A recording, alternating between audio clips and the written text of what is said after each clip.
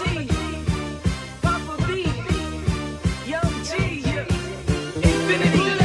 can't hold me back. We gon' set this thing on fire. Devil can't hold me back. We gon' set this thing on fire. Devil can't hold me back. We gon' set this thing on fire. Lay hands on diseases, yeah, that sickness is gon' die. Jesus interceding at the right hand of the Father. So my spirit refreshed like www. Hello and welcome back. I am your host, Prophetess Taryn Tarver Bishop. We are here with Lifeline TNT True Story.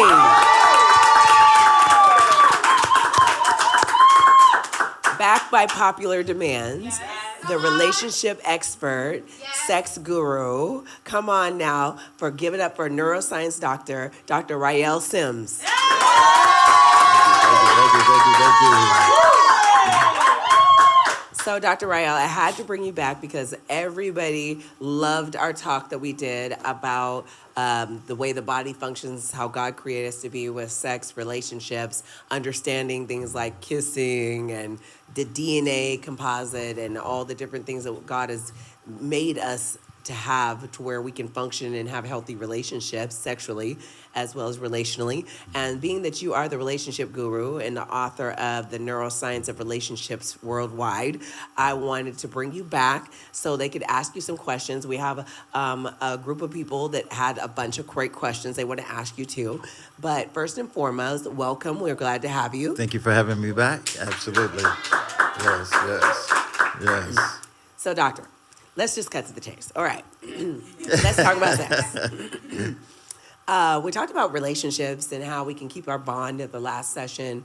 And people were very interested in the session we did before that about sex, kissing, how the body science mechanism that God created for us to function works. And like sometimes people are kissing and why Christians are like, well, what line, what's getting too close to the line? You know, when they're not married, they're like, what's too close to the line? What can't I do? Just tell me what I can't do. And I remember years ago, I was in the place like, how close to the line can I get? But then later on, it was like, no, I was so in love with Jesus. It's like, I don't want to get close to the line because I love him and I don't want to do anything that might jeopardize my relationship or affect me mentally, because sometimes people think that like, oh, I can just, I have sex and I'm going to be fine. And many times men can actually have sex and not be completely mentally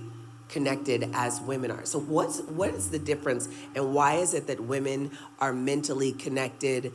I have a scenario that I've heard that I really liked before, but I wanted to hear, is there something scientifically that allows the women to bond more than men, and why are men able to like physically connect with the woman and then not be attached or have sex in their marriage and they're not attached? Or, what are the components that go into that and what plays a part in the mental aspect?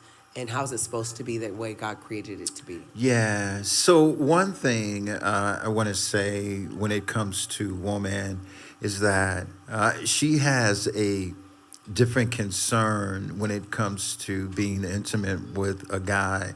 And what I mean by that is she has this, if I'm intimate with a male, one thing that you have to worry about is pregnancy and being alone with that child too as well. So she has to be more pickier than the guy, right? And that's a real major concern as to why her choice is different than the male, because the male is just thinking, hey, I can just have sex and move on, versus on her end is I have to be careful because I can have sex with someone and be left with the child by myself. So that she's, that choice is a little different than the male's choice, right? So is it this day and age, people are more likely to, years ago it wasn't even an option. It was like people understood, women you're always taught, even now, like, let's just take the Christian component out of it for a second, Christ out of it. Not that he's out of anything, but it's like we want to be like real, where the world is looking at sex as this is something that everybody can do. It wasn't something that children used to talk about. It wasn't something that, let alone 10, 11, 12-year-olds are talking about. It wasn't something that teenagers were even talking about. It wasn't something that was open. It was like, women, keep yourself. Women, don't say no. Women, when men come, don't get into this. This is not okay. You're not allowed to. Like, this is not godly. It's not holy. It's not this. So you're raised thinking and believing that. But in this day and age, it's like anything goes. And I went to my son's school the other day, and the girls used to have a dress code. The girls got shirts all the way up. They can wear bras to school. Yeah. I was at my son's baseball game, and the girl had on a full-on negligee, and the sides were pulled up, and they had a corset and everything. I'm thinking, like, where are your parents? Right. Like, Absolutely. Did your parents really let you come out like this? I'm shocked, because everybody's so sexual now. And I remember we had a family member that we were helping, and they were going to stay with us, and the little girl, she didn't make it because she was like, you guys don't love me for me. We're like, you're 14. Mm-hmm. We're not giving you eyelashes out to here. Mm-hmm. Your nails are not going to be out to here. Mm-hmm. You're not wearing tops all the way up to here, right, bras to school. And she took that as, we don't love her for her. And I'm one of those people who want to write the school. I want to have, like, where's the dress code? Where's the situation? Like, what is this? My thought was, like, teachers. Yes, they're teachers, but, like, why would you even put that? These parents let these kids come to school with their children dressed like that, and they're wearing a bra in class for an outfit, and you as parents let them come out the house, and the school's saying this is okay. I don't understand that. So times have changed, where we're throwing sex at kids. It's on TV, it's everything, and people are not just concerned about, like, get pregnant, because if they get pregnant, now people are like, you can just go, you don't even have to ask your parents anymore, you can just go get an abortion. And now abortion is a form of birth control, and it's desensitized to the children. So this is a day and age we're living in, where people don't even understand, like, keeping yourself and the ability of, like, the bonding mechanism of being with one person, husband, wife. They act like they got options, and this is just free for all, and and you got kids having kids, and it's just now common to have 5, 6, 7 kids and no husband, or 5, 6, 7, 8, 9, 10 abortions, and it's nothing unheard of. Right. And you have children that are talking about different things that at 4th grade, 5th grade. Well, what sex are you going to be? Like, this is not where it's not even near the focal point that God had it, and it can be difficult. So I'm just looking at people now, like, what we used to know and where things are now. How did it get so far mentally desensitized, and how did sex become something that's not sacred anymore? And people have lost the art of, if I had to write a book, it'd be like the lost art of sex. What making love. Like, it was a private thing. It was a unifying thing. It was something that was supposed to be holy, sanctified, and God hasn't changed. He still desires that for relationships, but the minds of people aren't there anymore. So how do we get back to that origin of what real intimacy and sex and intimacy are two different things, but sexual intimacy, I should say, the way God intended it to be for a healthy relationship. Yeah.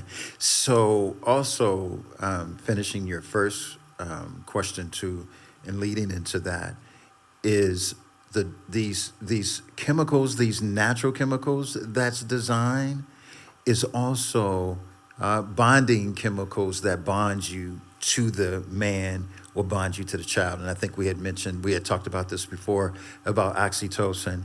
So those of you who are not aware of oxytocin, so oxytocin is a bonding chemical that is released during childbirth. So this is what bonds mother and child, is the oxytocin. So, and some people call it the love chemical, but it also bonds you to a significant other. And when that happens, that could also cause you to believe and to even think that you're in love with this person. but really your body is yearning for that feeling of the person activating the oxytocin in you. So the body starts to yearn for him, and you're thinking, because you're thinking about him, that this is love, that this is, I'm thinking about him, that means I must like him, right? But it's actually because of that activation from the oxytocin that it binds you. So these chemicals is something that we have to watch out for especially when the question that you asked about the women, why is it different than the male, right? And that bonding chemical is something that is, made for couples, right? Just when you actually, have that bond with someone else, that pair bond with someone else, that's actually what happens. And we're not aware that how easy that this can happen just alone thinking, I like this person, because I'm thinking about them. But it's really the body is yearning for that feeling. And it's the feeling when, once you've had it, then the feeling is activated. And because I know there's moments where, single moms don't think about this, but boys have that time where they have that first wet dream thing. And as a single mom, you don't think moms aren't thinking that about I have to have this talk with my son that this could happen, and he's gonna wake up and there's gonna be stuff, and he's not gonna know what to do with that. Single moms don't think about things like having those kind of conversations. Just like as a single mom, I didn't think about when boys go stand in the bathroom. You can tell the single moms from the other ones because the single moms, they didn't teach them not to pull their pants all the way down to their ankles and have their buttocks sticking out. Single moms don't think about that because you don't go in the urinal and you don't think about other man standing there. So you're not thinking about telling him. And if you walk in and the guy's pants are dropped all the way down to here, his single mom didn't teach him that you can't do that. Right. There's a whole lot of things that you're as a single mom, you're not going to think about. So I remember thinking oh my gosh, I remember Isaac started getting a certain age. I wasn't married. I was to my brother, I'm can you please have that talk with my son because something's going to happen. So is it that time sensitive that a man thing is triggered, and from there on, do they have this feeling? Because I heard that it's men don't have periods, but they have a once a month. There's a feeling they get they want to have at least once a month. They want to have something happen. And I had a man that told me that one day, and I was really? He's yeah, once a month it comes out. I don't know if it was just him or if it's men. I don't know. So I'm asking you, is that what happens to men, or is it just regular that you always feel it, or do you have to have sex and then you have the feeling that you want to have sex? What is it? Yeah, no, it's regular. It's regular? This is regular. Men, we're hardwired, we're designed, the male testosterone, and given that deep voice, given the chest, the bones, and all of that, and then the testicles, and then the sperm. So when it's built up, and when it's building up, and it gives you the urge to release, right? Because this is what we usually do when we're married, right? So yeah, I had so many things that I wanted to say too. Say it all. And say please. Say it all. So yeah, and I'm trying to go back. Does it start at the young age, or does it start when boys first have that moment, or is it after you have sex? When does that start? Well, sexuality. I know that this is gonna. It could start in the hospital when the child is born. There's studies to show that, you can find the baby playing with himself. That's how soon it starts. What? That's how quick it starts. So it could, it starts as soon as possible. But what's happening is paradigm choice, and that's with social media is giving us so many options right now where we can't focus on wanting to be in a monogamous relationship because this choice that is giving us, and I might have said it wrong, paradigm choice, but it's something similar to that. But it's because we're having multiple choices out here, and it's being very challenging to men and women because you're seeing now social media showing women, Instagram, all these different social medias where you're seeing sex everywhere. Back in the day, I mean, sex has always been within the market, within corporate market, right? You know, how do we sell a car? We put a woman, you know, how do we sell a stereo system back in the day when they had stereo systems, right? Even here in California, there was a commercial, a Carl's Jr. commercial. It would show a lady in a bathing suit eating a big burger and the burger's dripping and all of that. So there's so many ways that they would use sex. Now, I like when you mentioned about the parent, the single mother, the single mother giving some advice to the male. And I mean, back in the day, I just wanted to share, this is a tangential, just wanted to share this. This is something that I had learned while a paper that I had to write. And the reason why we have this cereal that's called the cereal and a cracker. The reason why we have Kellogg's cereal and Graham cracker. Now, it should be Googleable now. That is a word yet? Googleable? I mean, It should, yeah, okay. We got you. We feel it should be now. But back in the day when the sun used to wake up erect, well, then they thought that the son was possessed and had a mental issue, so they would send them to the insane asylum. So a parent... Dr. Kellogg's. Yeah, a parent would actually turn their kids in Yeah. and say, my son is erect. So Dr. Kellogg Yeah, Dr. Kellogg. created a cereal to say, if you eat this cereal, it's going to help you. kids Help you. to be less sexual. And he started exercise. He was And the he first started- one to exercise. Yeah. And he did this is his brother is the one that started the cereal, but it's Dr. Kellogg's that owned the insane asylum.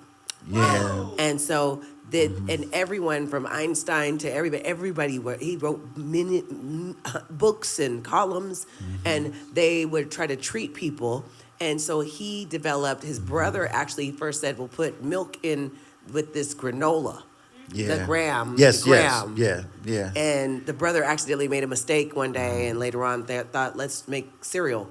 Yeah, and Yeah. they came out with the cereal and said this cereal is going to help men. Little Before they boys. did that, I don't know if you know the history Yeah. about it, sidebar, a guy came over that they had as an intern, and actually Mr. Post. Yes.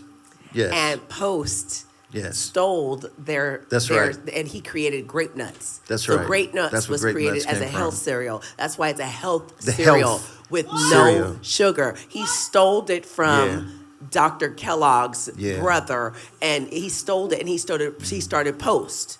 So you saw Post cereal, and then later on, the brother, when the insane asylum had burned down, his brother came and gave him some money, and he gave him the rights to start Kellogg's cornflakes. Cornflake. So that's how That's the the brother. So cornflake. there's two brothers. And you know the cornflake Their had last no name is sugar. Kellogg's. It was just plain. Yeah.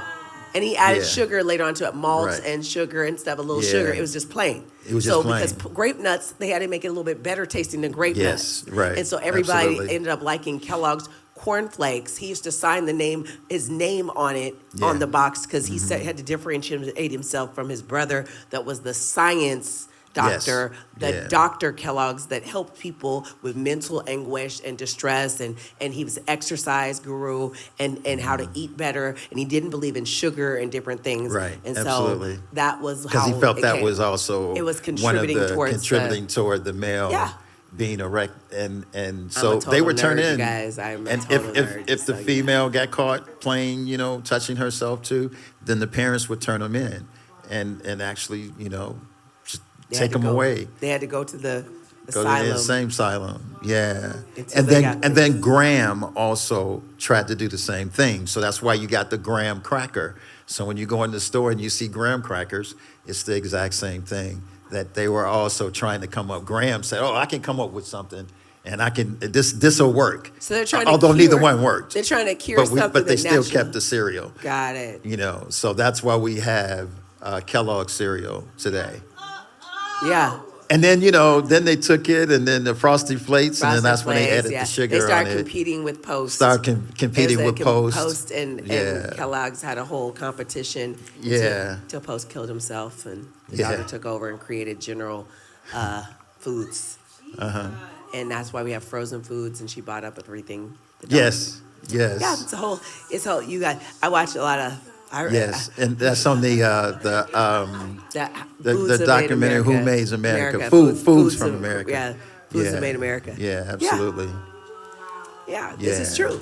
So Yeah. they thought foods contribute to these things. They, didn't understand things were just naturally components as they studied them as years went on. So, they tried to fix those things. So it wasn't working. It wasn't like they didn't realize this is natural. But now they used to be that Ozzie and Harriet, I don't know, you guys don't know what that is, but Ozzie and Harriet was a TV show. They couldn't even sit on the same bed together.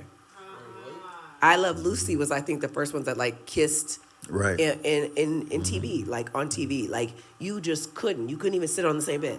Right.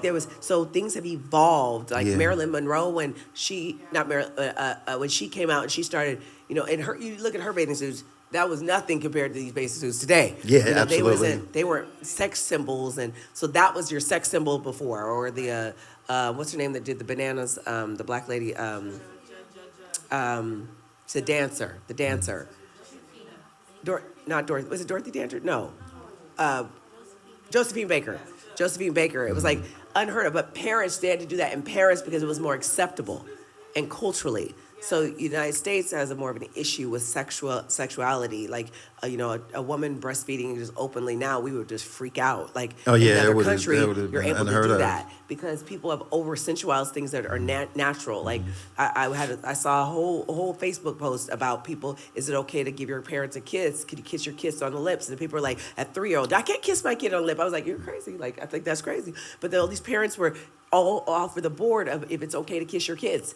If your kids can sit on your lap anymore, when do you have to stop taking baths with your kids? Can you when they're tiny babies now? Oh, that 1-year-old, that's inappropriate. I'm like, in your brain, you guys are crazy.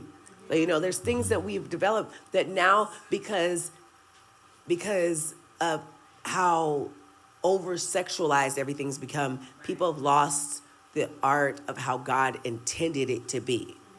So Right. I saw a question out there. Who has a question? Go ahead, real quickly. Right, Go ahead. right. All right. You got to get from Mike. Okay, you and you. Go ahead. You go, Cassie. I have a question because we were talking about the urges that it could even come from a younger age or even in the teenage years. So I have twin identical boys and they're teenagers and they're at that age where they may get the urge, right, to want to, have that feeling or things come about them. So just as a mother, my husband and I, we've had conversations with them, but I just wanted to know any healthy ways that we can guide them and redirect them when they do have those urges or those feelings come about. What could I do as a parent to shift them in another direction? Do you want to? Yeah, too. One of the things, too, that one is educating our kids, too. From a very young age, I really begin to educate them. One, as parents, I think we taught to take kids to church and let the Sunday school teach the kids about Jesus. But realistically, parents, it is your responsibility to teach your kids about power, about authority, about who Christ is. It's not good enough to say, Our Father, now you lay me down to sleep, and 10 Hail Marys and all that stuff. That's not teaching them who God is and how to know God. But that you have to educate the kids about a demonic side and about a side that can overtake you and about addiction. And is it in your family? Is sexual addiction in your family or things in your family? You have to begin to teach them what to stay away from and whether it's that or alcohol or anything else or an issue with women or if those different things, but also the effects of what happens if You know, you're going to feel, you have to tell them there's going to be these urges. You're going to feel this. This is natural for a man, and they're going to throw these things at you. But you have to talk to them and communicate with them and educate them about themselves, about what is out there. Because spiritual, you see in this church, people have spiritual spouses all the time. They don't even know where those spiritual spouses came from. You see Kirk Franklin, he said he was 6 years old and he bought Miss December twice, Playboy. And he watched them and it opened up the door. Yep. And then this, like, you think about like where there's the HBO at night when we were kids. HBO was really crazy. It was really raunchy. So, you know, or we were the kids, they had this thing called The Box. And it's just like, you know, but nowadays kids don't even need those things because it's on the TV being thrown at them. So you have to talk to them about their eye gate. You have to help them understand that there's something that's going to fight you. There's something that's going to try to enter you. There's something that's going to try to pull you. There's something like that. You have to teach them about resisting the devil for them to flee. So there are things at times like and Dr. Kellogg's had a little onto something with the exercise, but there's ways to actually kind of help yourself to relieve toxins from the body, stress from the body, your thinking, mentally, different things, the things they watch, aggression and different things. There's also just natural ways from that'll exert a lot of things in the body and remove some things in the body to kind of help you reset where you're okay to be able to function better. Like, just like if you exercise and you are have a mental anguish, when you exercise, serotonin is released in the body and you just feel happy. It's like the drug is released, and you're just like, woo! Yes. You know, I went through a divorce one time, and I was exercising like 3 times a day because I had clients, and I was so happy. But I was still had real issues. That's right. But you can explain that to them as why that happens. Yeah, no, I mean, you said it. You know, the serotonin and all of these drugs that we talk about that activate the ventral tegmental area, the cardiac nucleus, the nucleus accumbens part of our brain, which is our pleasure center part of the brain too as well. And those are the pleasure centers that's so important that we release, that you could, you know, like you said, exercising, create a gym in the house with weights and things like that. Also introducing them to sports, right? And also something else too, teaching them what the definition of willpower, because willpower also is something that we're not taught about when it comes to, because all of us have different willpowers. Sometimes ours is stronger today, but then we have to realize not to put ourselves in situations where we have to test our willpower. So that's why it's so important to understand things like we talk about kissing. And I don't know if you guys was on the other thing, but can I break it down? It's okay to talk about? Yeah, talk about it. Yeah, because, and again, this is another thing when I'm talking about for woman, when we're talking about why is it, and the danger when it comes to kissing for you, is that when you're kissing, the woman receives testosterone from the male saliva. So that testosterone is going into that area that I mentioned in the ventral tegmental area. So the cardiac nucleus and the nucleus accumbens. So what that does is that creates the arousal. That's what that testosterone is for. And the male DNA knows that this is what I need to give her in order to get what I need to get. He's not even thinking this consciously.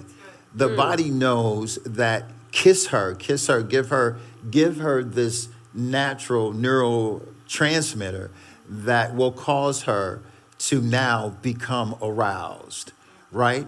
So when she becomes aroused, this means, this means the breasts. This also means something that we call the vasogression, tinting.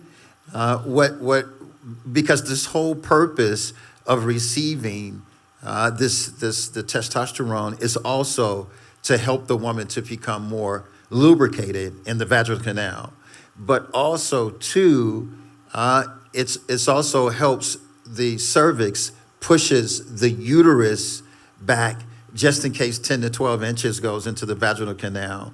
and could damage the vaginal canal, because sometimes when women say, I can feel the penis in my stomach, you don't actually feel the penis in your stomach. You're feeling your uterus hitting your stomach. Oh, wow. Because that's what's hitting. So the cervix tries to push the uterus back so it's not being pounded around, because this is something that happens that actually damage the vaginal canal. Because of course, the walls of the vaginal canal starts to swell because of the blood that goes into the walls to swell. So what goes in could grip, right?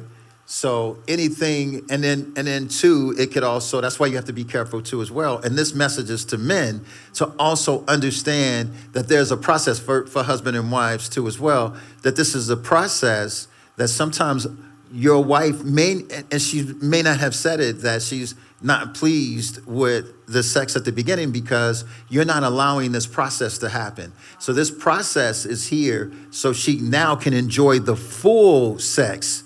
And that means allowing the vaginal canal to become lubricated, allow the walls to be swell so it could grip what goes in, and allows the cervix to push the uterus back. So now everything is ready. But sometimes what us men, we're already ready and we just jump right in and we can just damage because it's not lubricated, it's not ready. You're not, what we call tenting is vessel aggression, but you're not ready. So it's very important Foreplay. to foreplay. Absolutely. Foreplay. So married women, how important is that foreplay need married women? We're not talking to you single women. Foreplay is so important, and you wonder why you want to kiss. Or formerly married women. You could speak to it. Yeah. Like, is that important? Was that important to you guys? Like, it's very important? Yeah. So the importance of spending that time of just taking your time is what you're saying. But what I liked what you said is that, like, a lot of times young kids, they're not thinking that far. They just like, we kissing. Yeah. And the body's like, the science of the body is like, we are procreating. Absolutely. We're preparing. Absolutely. So what he's saying is like there's a science of the body. It doesn't know. As soon as you're receiving testosterone, you're like, how did we end up in the bed? Absolutely. Because all of a sudden all these other chemicals start releasing in the brain. And then what did you say? There was a whole bunch of And remember what we said when we was talking about last week, we were talking about the all the chemicals that creates a cluster, a cocktail. And so when you have all of these chemicals that are starting to activate, right, then it shuts down the what? The prefrontal cortex. The decision and now you making. can't, the decision making. You can't make a decision. So now you can't make a decision. You went from kissing Christian people to all these other things, and to the point of no return, because your brain has released all these chemicals that it's naturally designed to release. You can't bind that kind of nature, guys. That's right. You can't rebuke that kind of nature. That's right. You got to use wisdom. And especially when you're ovulating. That's the most dangerous part when you're ovulating. This is how people end up having sex in the first night, when they're, especially at a club. So when you're at a club, right, and you're ovulating. Now I have a lot of. They go to the Christian club around here. This one owns a Christian club. So I hope wait, all you other ones, single ones, I may not catch you. And I just play with. So especially, yeah, when you're ovulating, you release a certain chemical called copulins. Right. Now I have a lot of some pushback with some of the science, because I'm a relationship scientist. So yeah, you talk about both ways. I get it. So with some people, they have some pushback, but you got to think about it. When we talk about scent, when we talk about smell, right? The smell wasn't to smell another person or another species. It wasn't designed just for animals to enjoy it, although animals could smell 10 times better than us, right? But what we have to understand is that the smell is there, our olfactory is there for us to smell. So we actually can smell each other, right? A human leukocyte antigen is something that when we come in contact with each other, the first thing we do is no different than any other living, breathing creature. The first thing we do is smell. And what we're doing is we're actually smelling one's immune system. We're actually smelling one's DNA because it protects us from, if this person is walking around with a pathogen or a bacteria or some type of infection, we smell that. If a person has bad breath, what's the first thing we do? We back up, we put our hand over our nose, because that is the part of our brain that's called the amygdala. So the amygdala, it actually, once it's activated, it is protecting you. It's telling you danger, danger, danger. So it goes into the prefrontal cortex and it's telling us something's wrong, back up. No different than you're at home and you smell you're cooking and you start smelling burning, or if a house is burning. So smell is so important to protect us, right? Wow. So when you're ovulating, the male smells you ovulating.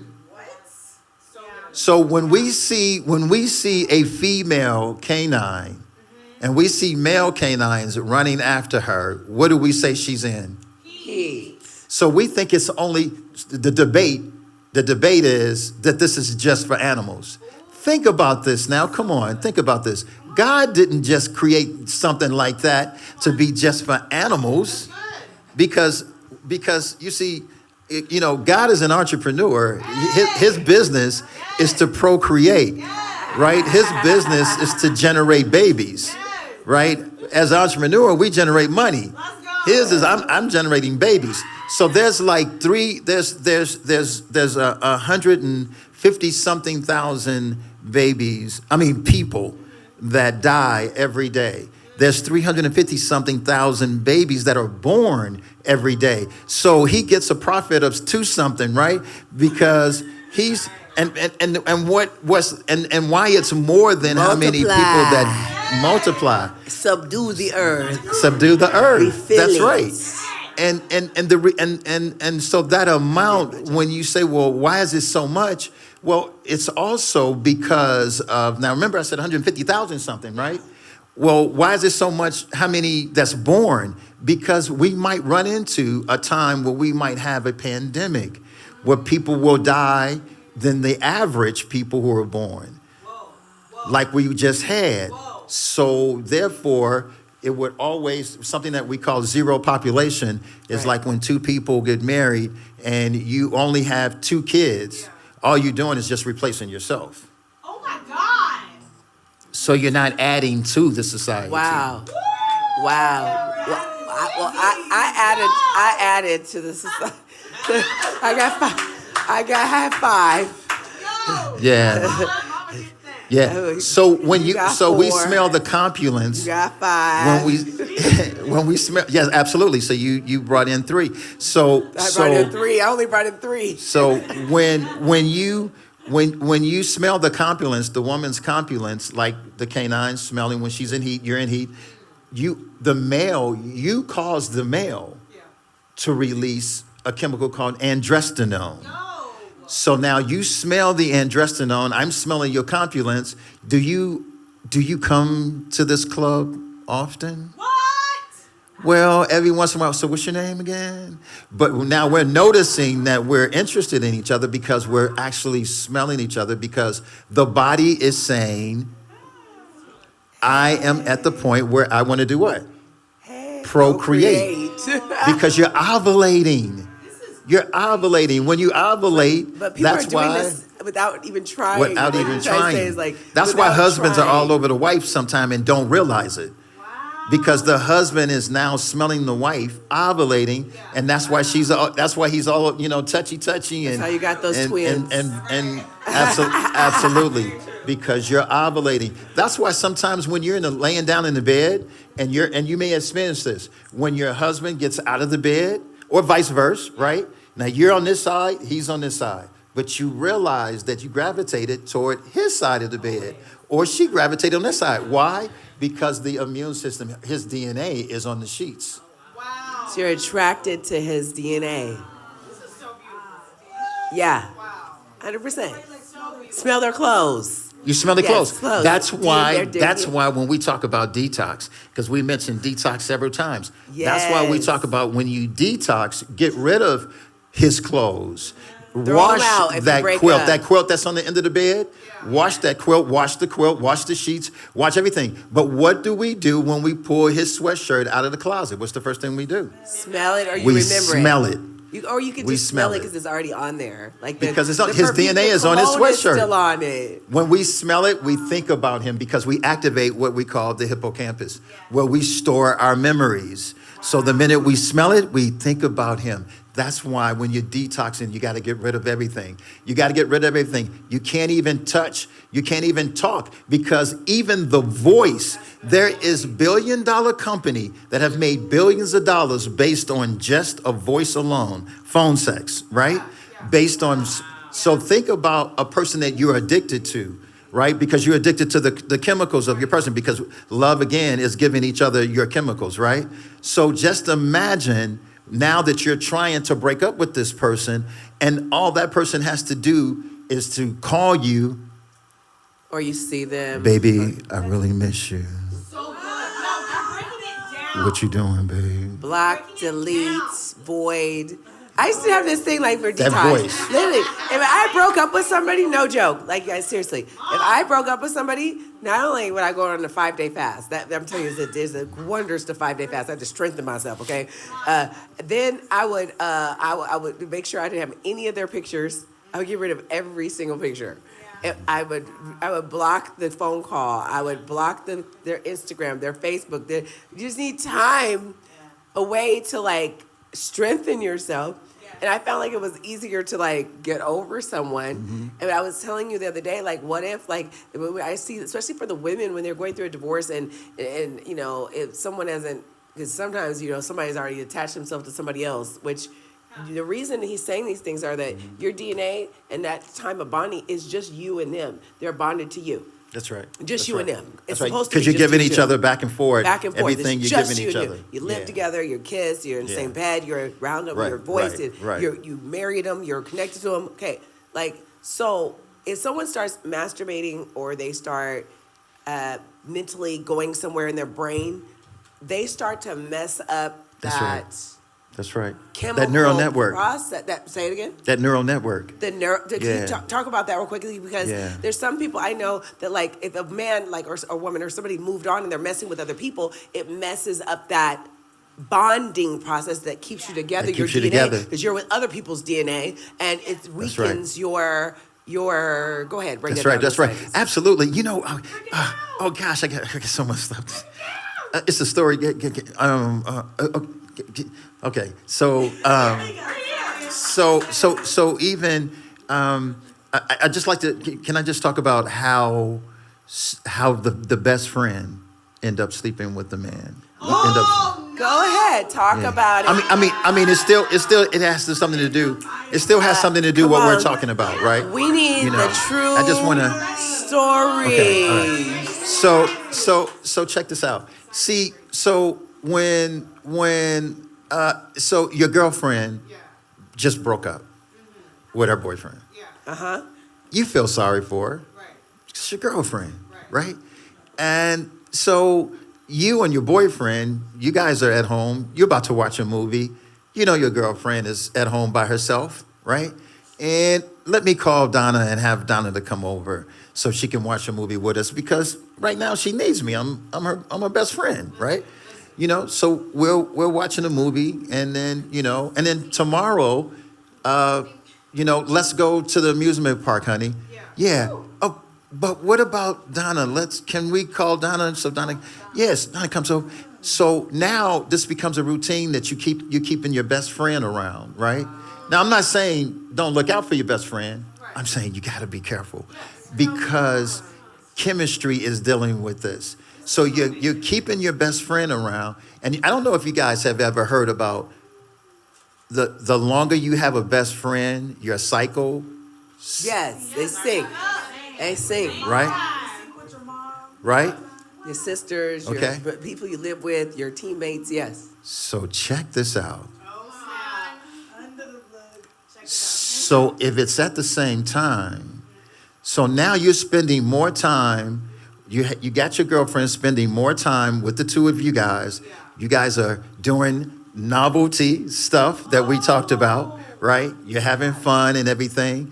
And now you start ovulating. Who else is ovulating? Your best friend is starting to ovulate. Who's smelling your best friend's ovulation? Because she's over here all the time now. She's even spending the night sometimes, right, for the weekend, right? She's over here all the time.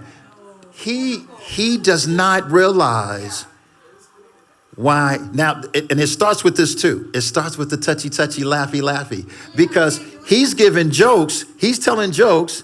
And you know, when he's telling jokes, Donna is like, oh, Mark, you're so funny, Mark. Starts to touch. DNA. I put the DNA touch. And that's when it starts, right? Because now you're touching, and now you're and when you're touching, he's also the devil is alive, and he's also smelling, and he's also smelling now. Donna, you need to go. And home. all those things that we had talked about. You see, but this is what happens. Now, the reason why I decided to do this study is because I needed to tell best friends how it happened. Right, that's good.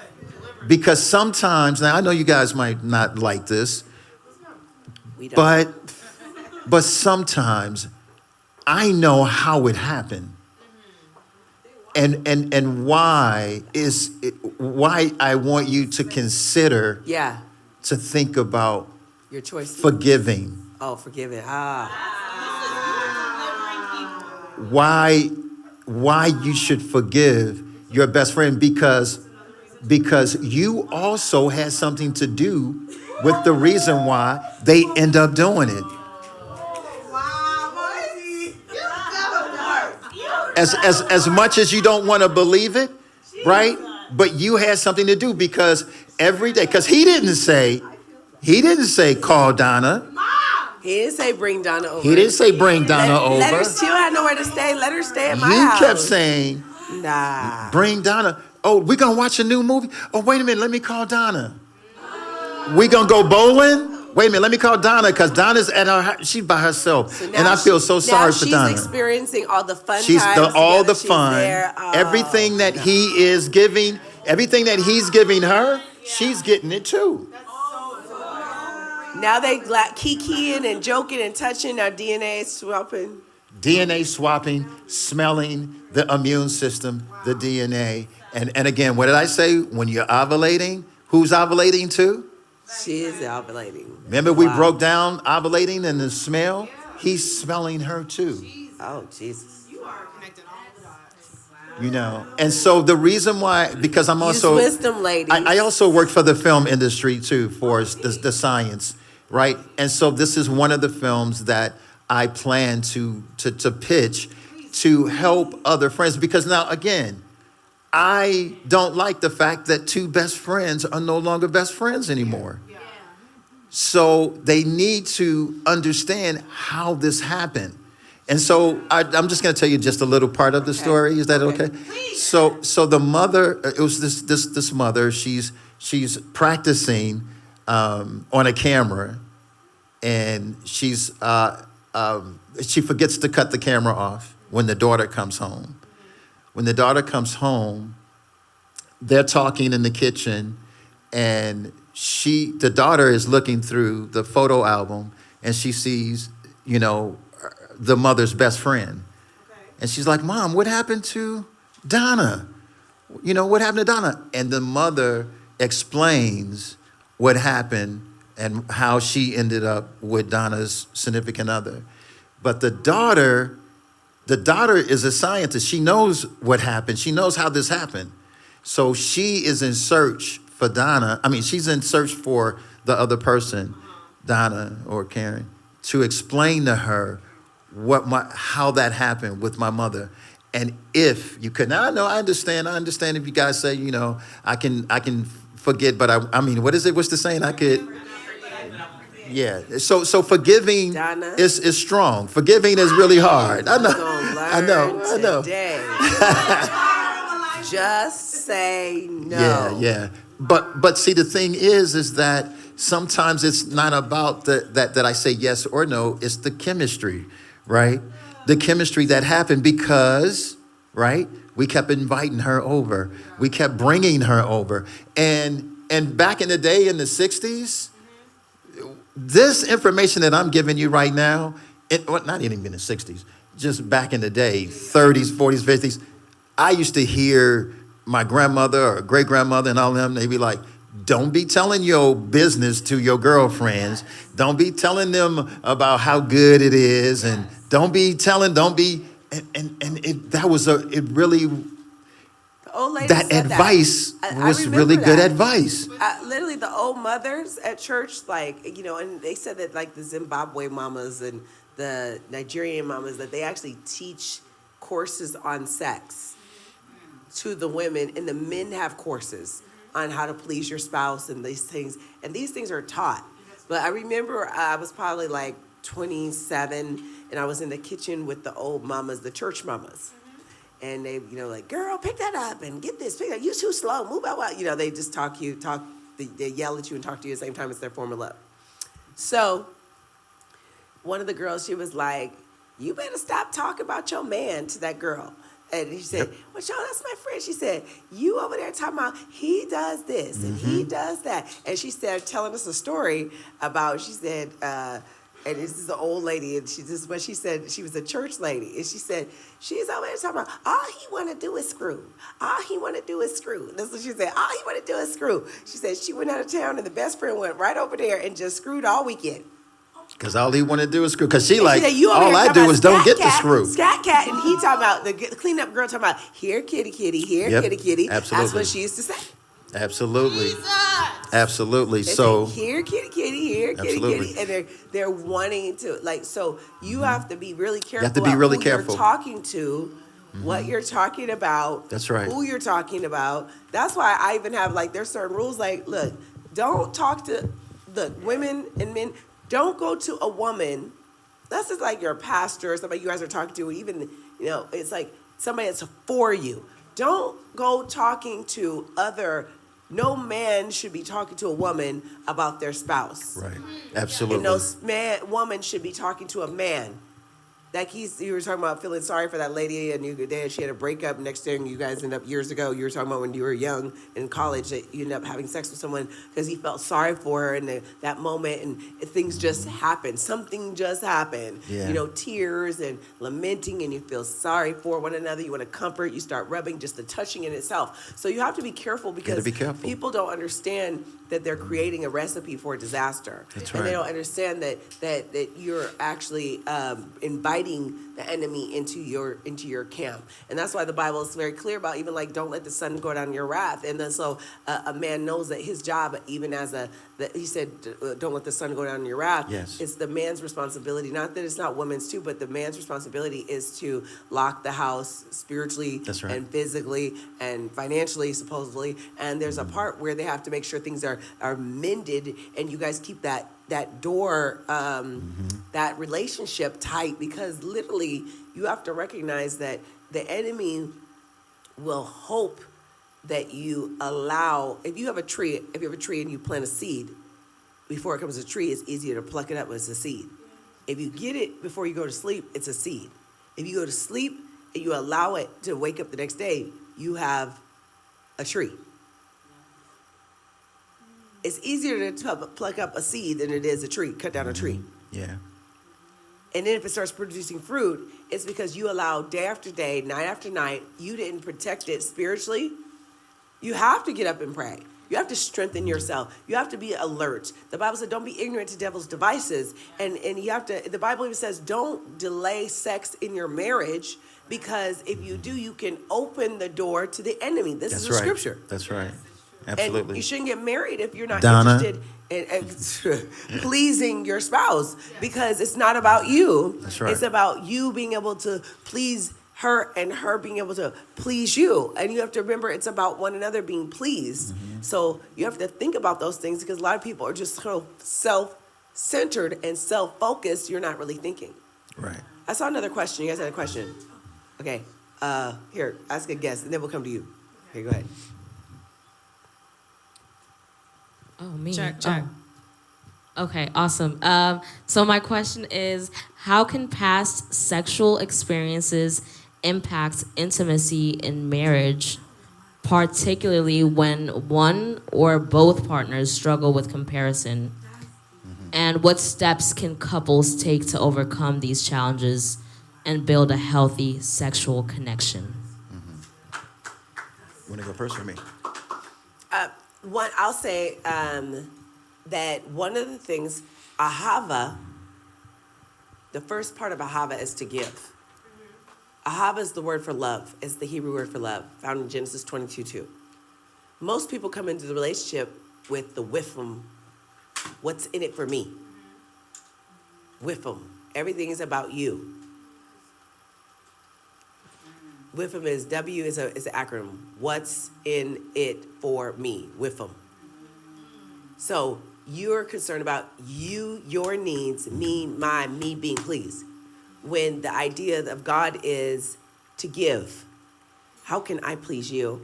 What can I do for you? We don't come in with you focus. So you're talking about I was having a conversation the other day with my son about marriage. He's 27. He's handsome in his prime. He's a boxer. And I'm like, so you're living with her? You gonna get married? Like, wait. He's like, oh, well, I want us to save some money. I was like, but you're doing that together because you're already living with her. You're playing house. You know, so I'm having the whole conversation like, you know, are you gonna get married? Well, I know she's the one, but you know, today you might try on some shoes before you buy them. I said, no, you can try on 100 pairs of shoes. Doesn't mean you're gonna buy those shoes. You know, I began to talk to him about like literally you have to be able to make a commitment and a selection, but but the key thing about that, what we were talking about here is you're getting married to give. Love is giving. That's right. I'm giving up myself. I want to see how I can please you. It says the married woman is concerned about pleasing her spouse. The married man is concerned about pleasing his spouse. So the key is pleasing. They want to please you, find out about you, help you, sow into you, grow you, love you, endure you, build you. But people are so self-centered and selfish, they make everything about them. When I feel like having sex, when I want to, it's all them and their feelings. So they're not coming in with the actual component of love, and the love is to give. If you love them, give it. Give them what they need. Give them the affections. The Bible I saw in the Amplified said, render the affections due. Yes, that's good. Give them the affection that are their due. Give them the comfort they're due.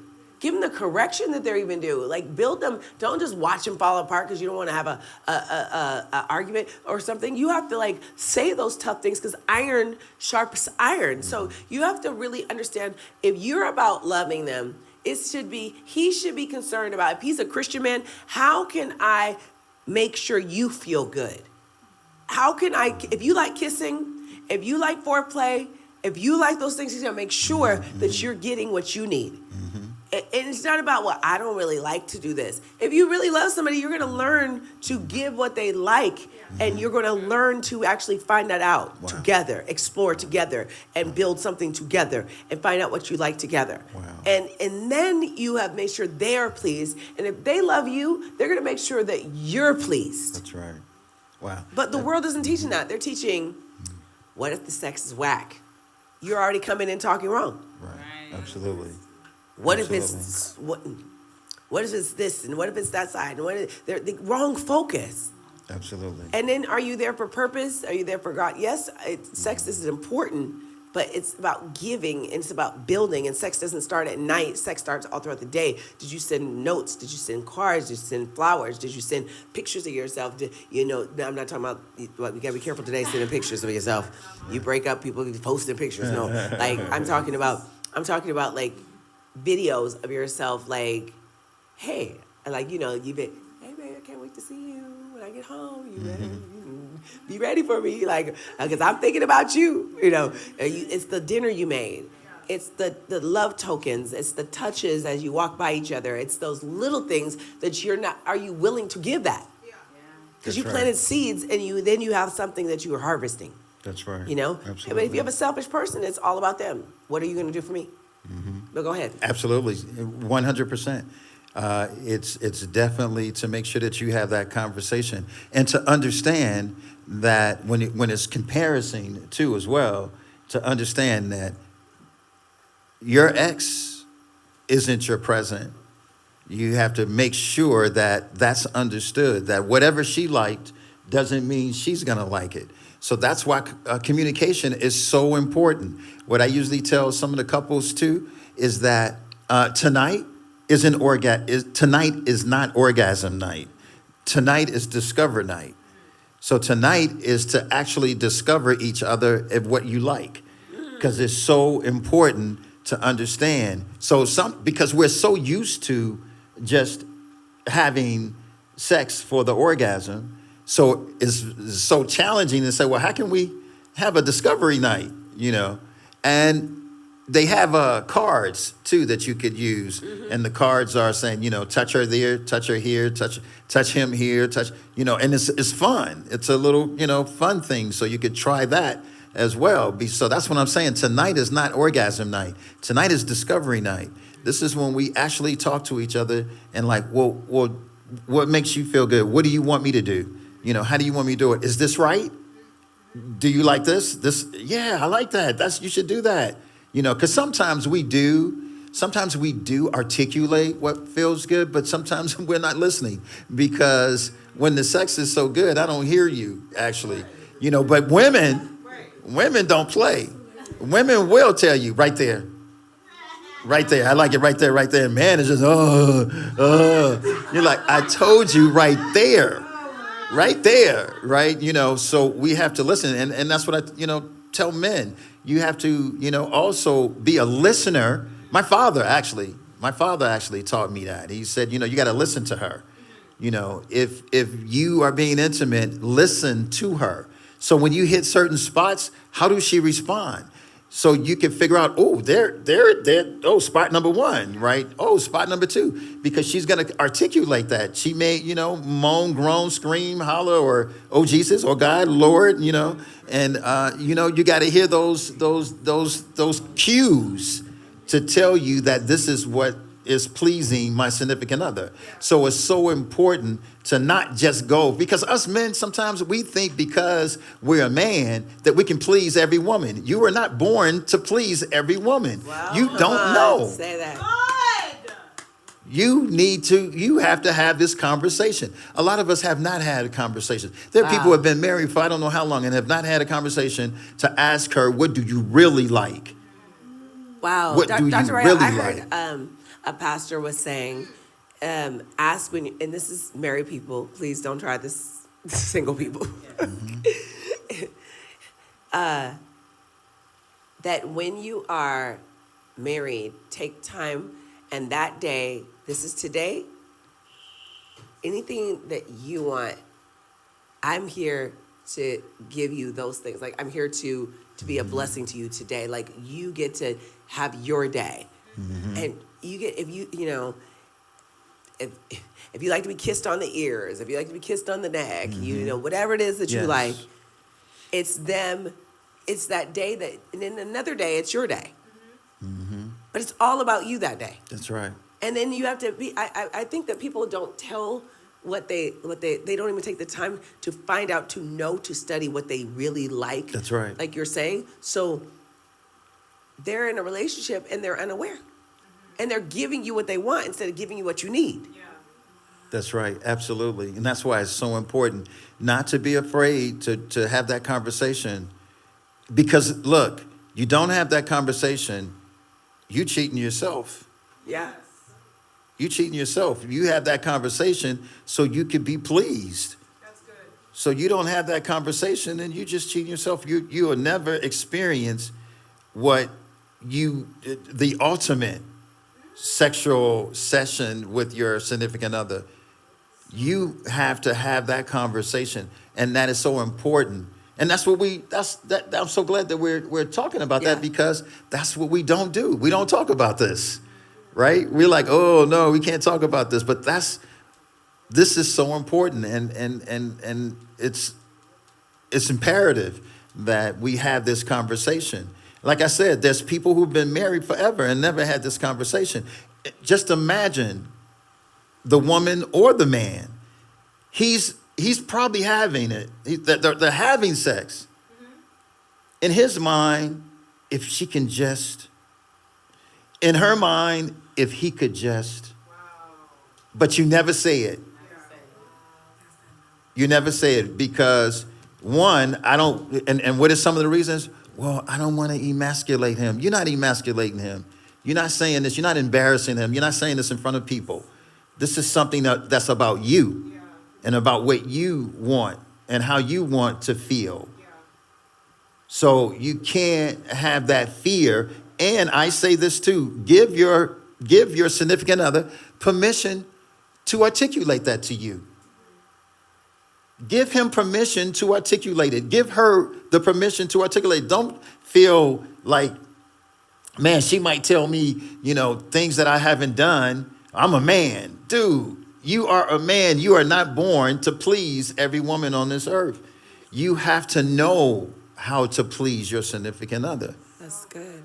That's Yeah. really good. That's awesome. Yeah. That's really awesome. We'll take this next one real quickly because we're almost at the end of our segment. Go ahead. Check. Oh, I thought you said we had 3 more hours. Hey! Look, you guys, is this good, you guys? This is Good amazing. information. Phenomenal. Wait, you mentioned, hold on real quickly before she goes in. You mentioned detoxing. So the detox process, if someone is exchanging kids, if they are in a breakup, they're still like hung up on something and they need to get cleaned from that person, from their system. And they have to see them and they have to hear their voice. How do they do to detox? Yeah. So that question is, I was like, especially when you got kids, right? Yeah. And he's got to come and get the kids. He's got to, try your best, especially if you have family. Try your best. If you have girlfriend, not Donna, but if you have girlfriends, cousins, to come over, and so your cousin could walk the daughter or the son out to the car. That way, you're not seeing him. Try your best. With my husband, I didn't see him for 2 years, and then I saw him. It was a wrap. What was that about? Like, I didn't engage with him. I didn't talk to him. I didn't see him. I thought I was over him because I was like, oh, we're friends. We're just friends. Yeah. And I thought I was doing really good. I wasn't even thinking about him every day. Yeah. But then there was that one day. One day. And it was a wrap. I was like, how in the world is this happening? I was so upset with myself. Yes. I was like, I failed. Yes. And see how strong it is? See how strong it is? So what we talked about earlier, I'm so glad. Kept us together though too. Yeah. Like if I heard a song. Oh, that's what he did? Did he come home? Did he come over with a boom box? He used to send me music. And the songs, was that one? One time he sent me the song, I think it's Genuine, and I didn't even listen to secular music really, but my whole life has changed since you came in. I think it's like Seasons or something it's called. I don't know. And then he sent me this other song, I don't know, some Drake song like Fire and Desire back in the day or something. Yeah. Clean version. Yeah. Clean version. Yeah. Clean version. And then he sent me, there was these just songs he sent me. This one. He said, you're so beautiful that a blind man could love you. He said, I ain't even touched you, and I love you. And these songs, and I loved the songs. And I really feel like these songs bonded us together. And I'm telling you, every time I heard those songs, I would think about it. Yes. Every time, for 2 years, I would think about him every single time I heard the songs, I would think about him. Because I can't think of whatever else. I wasn't snooping on his page. I wasn't trying to see him. And did you ever make love with some of those songs? I never made love to him. The songs we never had sex. We didn't have sex we was kissing and stuff. But we didn't have sex. Those 5 years.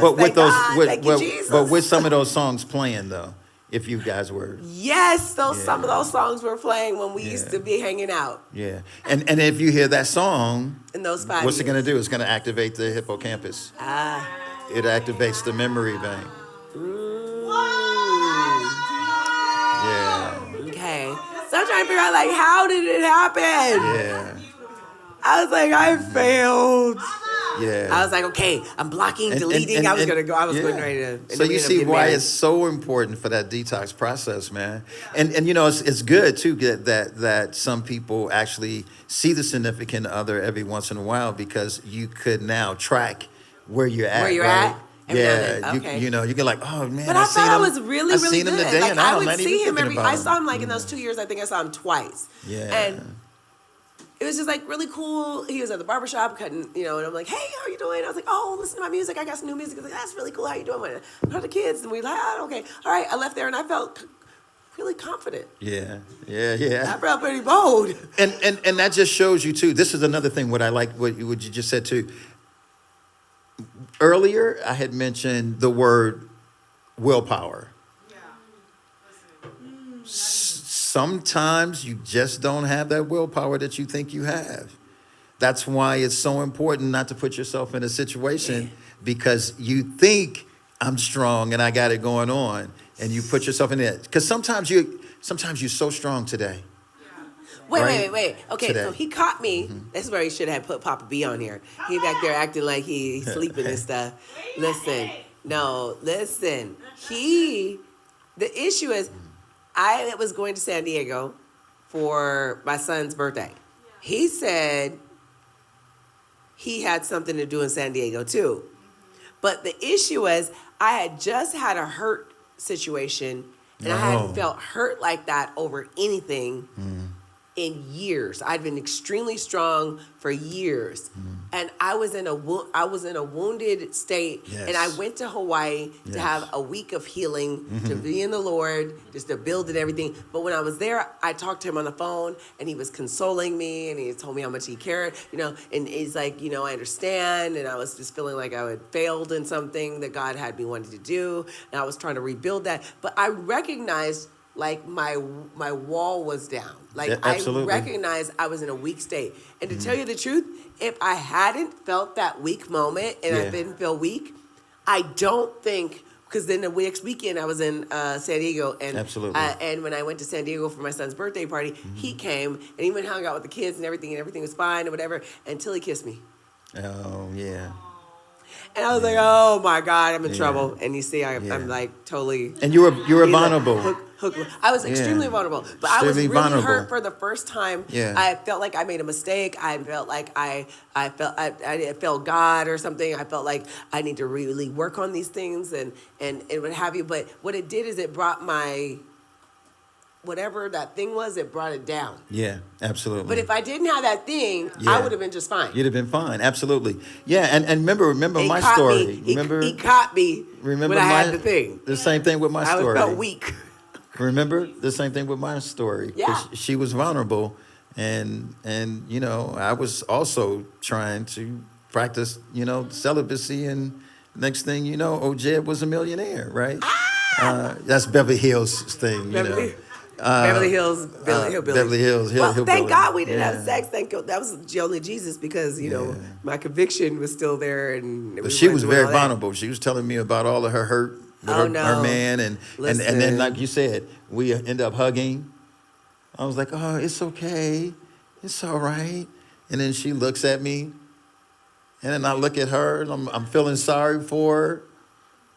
And then next thing you know, we end up kissing, and then she ended up getting my testosterone, and then all the stuff that we was talking The whole about. process started. The whole process started happening. The cocktail. The whole cocktails and all of that. And then next thing you know, here we are doing it, and she's screaming out Jesus and God, and And you totally messed you down and shut it all down. and it shut me down, because I was Because like, he wasn't supposed to be doing it. He been practicing. I was practicing celibacy. celibacy, and she's like, oh God, oh Jesus. I'm like, oh Jesus. Oh Jesus. You said, oh, I'm looking behind me like, oh my is he watching me? Like, so it shut you all day down. That's a good thing. it shut down. That's a good thing. Like, he's like, you ain't supposed to be doing this. I'm reminding you. Oh, Yeah. Jesus. But Yeah, yeah, that shut was me so, down. No, like, I remember, and then I felt the next day, even just the fact that I'm kissing him, and I'm like, thank God we didn't end up, like, having sex, or anything, but it was like, the next day, I was like, how did that even happen? And I'm thinking, I gotta get rid of this dude. Like, I have to block, delete everything. God told me I'm gonna be getting married. I can't do that. And I knew, like, I'm totally in love with him. And I knew it. Absolutely. And he's thinking, everything is the same. Oh my goodness, we still feel the same. And I'm gonna have to marry her. And I'm thinking, I gotta get rid of you. And that's how we end up married today. Yeah. Papa just Absolutely. walking out. Look at him. He didn't even hear me. So anyway, but so yeah, it was just one of those things. Any so, other questions? That's it? I thought you were about to close. So I was like, I got a question. Quick, make it quick. Oh, and got two. Okay. Check. Okay. First of all, honoring. Thank you, doctor. Thank you, mom. You guys have been phenomenal. I have a question about how do you find the balance between the chemicals, the whole cocktail, right? And the CEO shutting down. How do you find the balance between that happening to make good choices while that's happening? Because you said that there becomes a time where the chemicals, it starts to decrease, and then it's time for you to build and, start to build the relationship and make good choices because the cocktail's kind of diminished.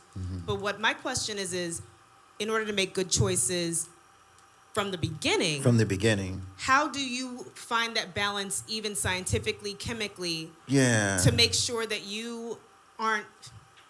Is it supposed to just be you start making those choices? It's just that's how it's supposed to. We're wired. That's how God made it. Or I mean, because everything is by the laws of nature, the way God created it, right? You're gonna feel those things. You're gonna experience. Oh my God! You're gonna experience to want to take it to the next step. So that again, that's when it comes to we're talking about the willpower thing, right? And also now that you are hearing what we are talking about today, you have a tool. And so now you are mindful. And so you use that tool and know, I know what I'm feeling. Yes. And I know I'm not going to put myself in a situation. And what's your name? Geneva. And I know, hey, Geneva, I know we're having a nice time. You want to just stop at the crib for a minute? Wait, can Geneva? I clarify? Yeah. When I say good choices, to me, I'm already convicted. I'm like, no. Sex will be in marriage. It's already done for me. Well, absolutely. Well, that's just it. Okay. So you maintain that thought. Okay. You maintain that thought because it's before, right? Because you don't want to get in a situation where now you have to worry about the prefrontal cortex shutting down because of all of these chemicals, all of these cocktails, because you're putting yourself in when you're kissing, when you're, because it's a whole bunch. Let me tell you, when you're kissing, it's not just a kiss. But you're kissing, you're smelling, you're touching. Yes. All of these things are happening at the same time, and it is very challenging to say no. It is very, very, I would say during that period, you better start praying because look, a lot of people, crackheads, they, when you ask them, they didn't think that they were going to be addicted. That's good. They didn't choose to be addicted. They didn't choose to lose their house and their kids and their family. Wow. To themselves, they said, hey, I got this. Yeah. So what's that? Not an overinflated ego, but you should just underestimate yourself. Yeah. Absolutely. And so that's where boundaries are important, and keeping yourself in boundaries. Like I'm like, we just gonna get something to eat. It's midnight. Okay, we're gonna just watch a movie. It's 1 a.m. Like it's some boundaries you just shouldn't put yourself in because I remember my son. I was telling you, my son was like, he's like, oh, we'll be fine. We're not having sex. We can live in the same house. I was like, no, you can't. And then she walking around the house with. I told him, I was like, with a towel. I was like, no, you cannot. Or no towel. I was like, no, you can't. You're not that strong. And I was like, the fact that you think you're strong because you have not been tested in this area.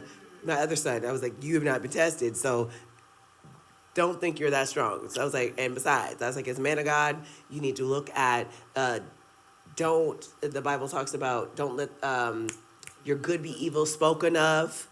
So, you're not, but you look like it's happening. So you have to be careful about your good being evil spoken of. That's You have right. to watch the representation. You're representing Christ. You have to watch a lot of things. You have to be careful. You have your siblings watching you, and if you're a leader, and there's a lot of things that you can cause somebody else to stumble. Don't let your freedom cause someone else to stumble. Because, look, I'll give you an example. The Bible talks about Elijah, and it says, I have provided a widow, and she'll take care of you. She'll provide for you. And he meets the woman, and he ends up, staying in that woman's house. I was thinking, Lord, she gonna provide for him. Wait, what? She stays. But then I don't know what the houses look like. I don't know if the house is over there, it is over here. I don't know. But, I don't know. And then there's the couple that made a little apartment for Elisha. And so, I'm just saying, there's things that I'm sure as the man of God that they had in place to make sure it doesn't look bad, So, but you have to make sure that you're covering, you're protecting. Are you a pastor? Are you a leader? Do you have little kids watching you? Do you have, there's a lot of factors you have to think about. Just because you're not doing anything, you don't even want to give that insinuation. I have a lot of spiritual sons, but I don't want to be in there with my door shut, talking to them and different things. I keep my door open, and it's like a protecting barrier in little things. That's one of my spiritual kids. One time they fell asleep, and it was late. It was really late, and we were out of town or something, and they were and she had kids, and she's like, well, she wanted to know could she sleep in one of the rooms, and I was like, well, I was telling my husband, I was like, no, because somebody could be down there and they see her coming out your office and they think that it's you, she's in the room, even though we're not there. They don't know that you're not there. It's 2 a.m. and you just walk into the bathroom, but somebody see you oh my gosh, I saw this. You don't even want to give that insinuation. That's right. So it's better to just protect. And set boundaries. Set boundaries and detox. Because okay, I know this is it, but what's finish the statement. Why do I keep attracting what? What's the saying? Who said that? Same kind. Why do I keep attracting the same guy over and over again? But listen to this. If you're not completely detoxed, you're not attracting the same guy over and over again. You're actually seeking him.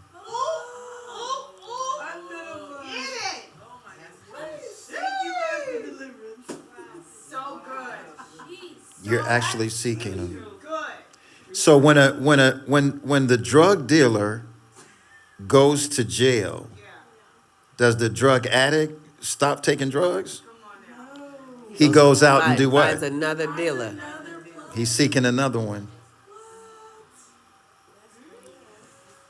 Yeah. So it's called the human leukocyte antigen. So what we're doing is we're going out and we're finding something similar to even the DNA. Wow. We're finding something similar to his jokes, something similar to his smile, something similar to his smell. So we're actually going out still seeking because the body is still yearning for something similar to it. Wow. The rebound man. You got to detox. You got to detox. You got to get him God out your told me, system. I needed 5 years. I don't know how somebody else needs, but by the time I was so bent backwards, it was really a transformation, And it was finally I was whatever you want, God, your will, But literally, is you have to take that time to see what were you attracting. And I've heard my girlfriends used to say, what is the scent I'm carrying, or what I got on me? And you have to sometimes ask God, what is this I have on me that I keep attracting the same type of person? What am I doing? Show me. And then once you ask God to show you, he's I thought you'd never ask. He'll reveal it to you and show you, and now you're okay, I'm attracting narcissists. Okay, I'm attracting people that are, every guy you attract, he's broke, busted, and disgusted. Or they have this similarity. Yeah. Each one of them. Yeah. You have to really break that thing off where you're not going after it. You're not seeking it out, and you're not attracting it. That's right. It'll be like a magnet. Get it out your system. You know, smokers find smokers. Drinkers find drinkers. He's calling you. Cussers find cussers. Don't Yes, answer that Megan. phone. Don't answer that phone. Yeah, Don't block, let him. Don't let him come. delete. You know, can you come over for a little while just to come and visit? I miss you. Wait, this is my favorite one. Baby, I really miss you. Watch this one, doctor. I need closure. I just need to come talk to you. Yes. Yes. I need closure. Then you know, in the olden days, when you say I need closure, so you had an opportunity to close it right then. Click with that phone, because you had the phone to hang up. Some people, especially women, I just need to know why. You're never going to know why he cheated. You're never going to know why he did it. You're never. Yeah. I need to know why. You're just not going to get that. You're not going to get that. just When you leave say it I alone. need closure, he's not talking to me. He is. He's talking to you loud and clear. He's talking to you loud and clear. He's not calling me. He doesn't want to. He's not talking. He is talking to you loud and clear. Nonverbal communication. He doesn't have to give it to you verbally. He's telling you, I don't want you. I don't want to be with you. Now, how come sometimes people don't want to? Okay, I know we're done, but like, how come people can't accept that? I have some women that like, listen, you tell me you done with me, you ain't got to tell me twice. Absolutely. You tell me you don't want me, you don't have to tell me twice. Absolutely. You tell me you don't love me, you don't have to tell me twice. Absolutely. But I have some people Because we're still addicted. that they didn't. We the are man or still the woman is told, addicted. I don't want you. I don't like you. You're ugly. Your mama ugly. Your feet are ugly. I can't stand you. And you still like, I can make it work. Look, what in the look. world is that? Have you? I mean, we've all seen movies, and we probably have experienced our family members, or we probably experienced our best friends that was on drugs, and you say to yourself, why are you still doing this knowing that you're losing your house? Because he's addicted. Right. Why are you doing this? And you know your wife is saying, all you got to do is stop taking the drugs and I won't get a divorce and we can start all over. And you do it all over again. Why can't you get off the drugs? This is the last time. I'm addicted. Because you are addicted. Remember, again, love is giving each other the chemicals. When I buy you flowers, it activates an emotional feeling in you. Look, when I buy you flowers, do you just go, thank you? What do? Give me some emotional feelings. Thank you. So thoughtful.